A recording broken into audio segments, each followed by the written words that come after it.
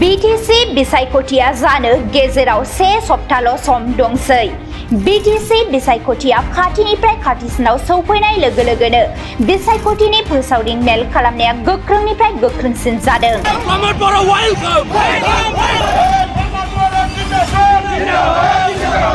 बेबायदिनो दिनै सालाकाटियाव बिसायख'थि फोसावदिं मेल खालामनायाव रोजा रोजा सुबुंफोरनि बाना।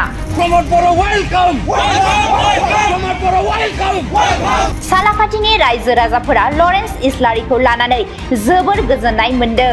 सालाकाटियाव लरेन्स इस्लारिया गोबां भट लानानै देरहासार जागोन।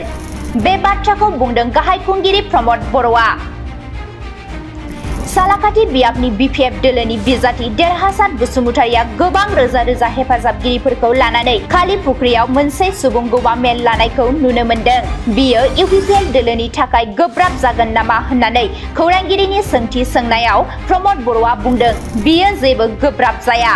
गाहाय खुंगिरि प्रमद बर'आ बुंबावदों सालाकाटिनि बिसायख'थि फोसावदिं मेलाव गासिबो हारिनि सुबुंफोरा नुजाफैदों।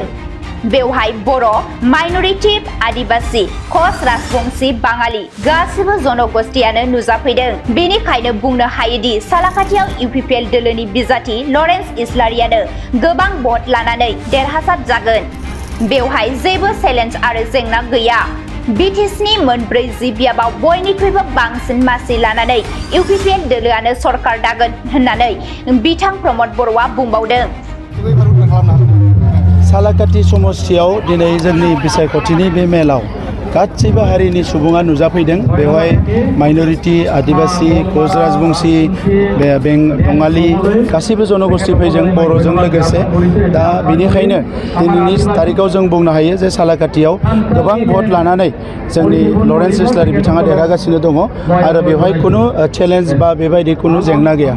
मैया देरहासार बसुमतारि एबा BPFनि जितु केन्डिडेट गोबां रोजा रोजा हेफाजाबगिरिफोर लानानै खालिफुख्रियाव मोनसे सुबुं गवा मेल लानायखौ नुनो मोनदों।